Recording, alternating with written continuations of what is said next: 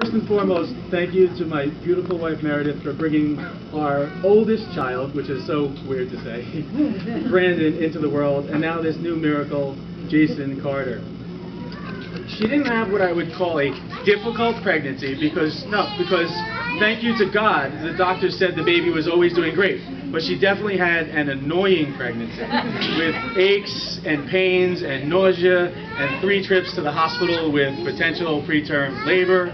And I said a bunch of times that the minute this kid was born, he was going into the corner for a timeout. We were in the emergency room at 29 weeks on my birthday with contractions 2 to 4 minutes apart. And I remember thinking that if I could sign a piece of paper on that spot that would get us just a few more weeks, that would be the only present I would need in the world. But Jason calmed it down, and thank you to him for doing his job and staying put until it was time to join us. Thank you to all of our great family and friends who are here on the first day of the work week, in the middle of the day, in the middle of New Jersey, and I know everyone from New York, it's the middle of nowhere. I'm also thankful that you're all here, because seeing as how I wrote this last night, if there were like 9 people here, this would be really awkward. Thank you to my amazing in-laws, Mark and Vicky, who shoot up and back from Long Island like it's the corner store, and do so much. An extra special thank you to Nana and Papa for coming 3,000 miles from Florida to be here for the bris of their 5th great-grandchild. Meredith and I are so grateful and appreciative and humbled by how blessed we are to have everyone here and those that couldn't be here but are with us in their hearts and thoughts in our lives. Thank you, thank you, thank you. Yesterday, I was lucky to be at the bris and baby naming for our friends Ian and Cheryl's beautiful twins, Michael and Madison, and they did something that really touched me. They didn't just say who the babies were named for. They talked about who they were and what it meant. I'd also like to point out that the food was simply outstanding.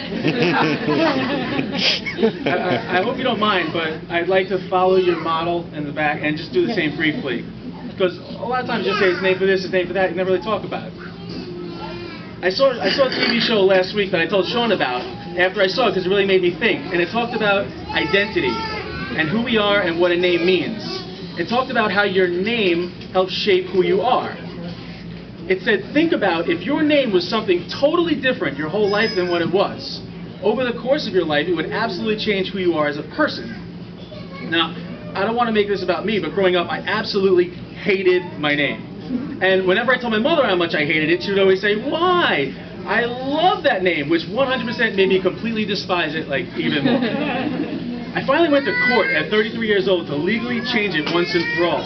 I got to stand in front of a judge and swear on a Bible that I wasn't ducking alimony or child support or escaping a felony. I was wearing a suit and standing in front of the judge, and God Almighty to swear that I really, really, really just hated my name.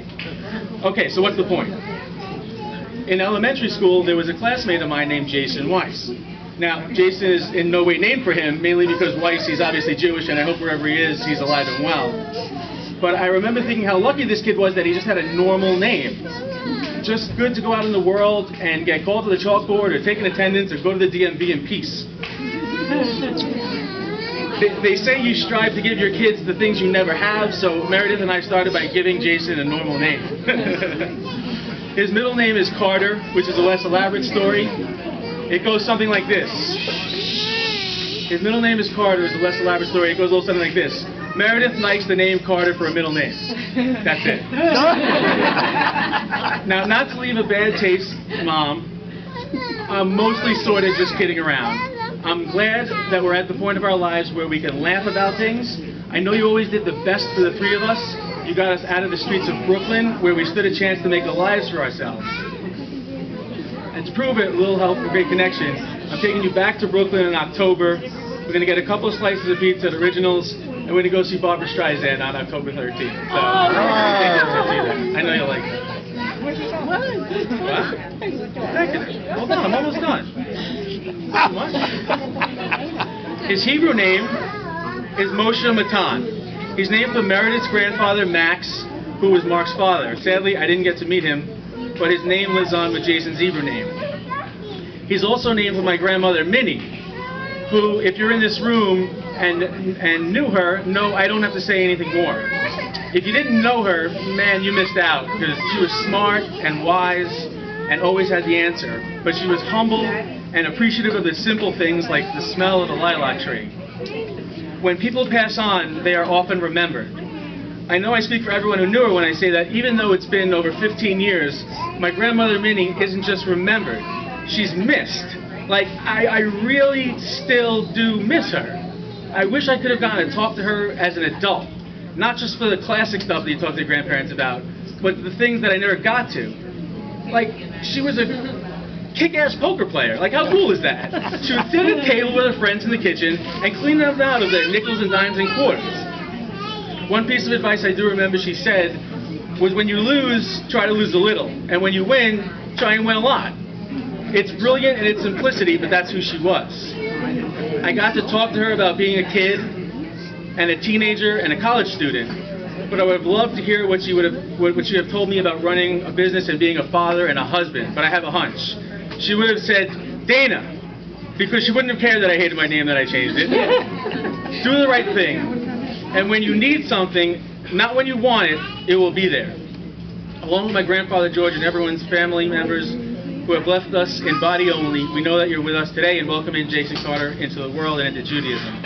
In every sense of the word, my wife, our parents, our friends, and family in God, humbly and sincerely, thank you. Bravo. Bravo.